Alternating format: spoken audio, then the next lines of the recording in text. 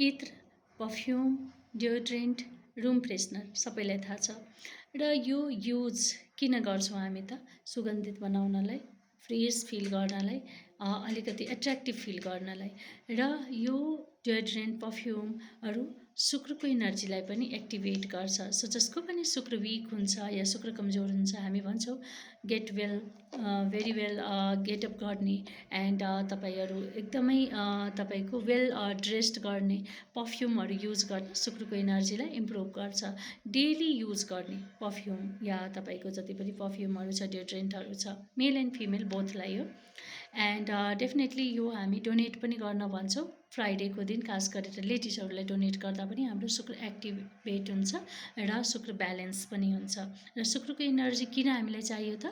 लाइफमा prosperity, growth, income source बढाउने, luxurious लाइफमा इम्प्रुभमेन्ट गर्ने, लभ लाइफमा, रिलेसनसिपमा इम्प्रुभमेन्टको लागि शुक्रको इनर्जी एकदमै इम्पोर्टेन्ट छ। सो तपाईँहरू जहिले पनि पर्फ्युमको युज, डियोड्रेन्टको युज र इत्रको युज डेफिनेटली गर्नुहोला।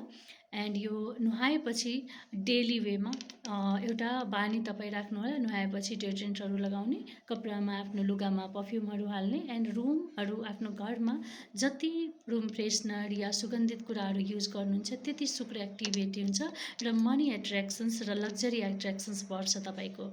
र सँगै तपाईँले रातिको टाइममा, इभिनिङको टाइममा कर्पुरमा, जसमा एकदमै राम्रो सुगन्ध हुन्छ, कर्पुर या त्यस्तो धेरै अहिले गुगलहरू आउँछ, धेरै सुगन्धित पर्फ्युम बेस्ट अगरबत्तीहरू आउँछ, धुपहरू आउँछ, त्यो पनि युज गर्न सक्नुहुन्छ। यसले क्लिन्जिङ पनि हुन्छ, घरको अरा पनि क्लिन्ज हुन्छ, एन्ड केही नेगेटिभिटीहरू छ, ब्लकेज छ, त्यो पनि इरेडिकेट हुन्छ।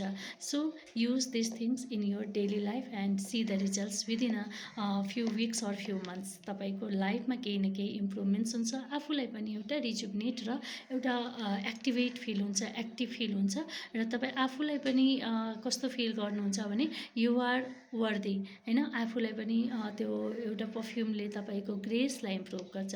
So use it and claim Shri. Thank you so much.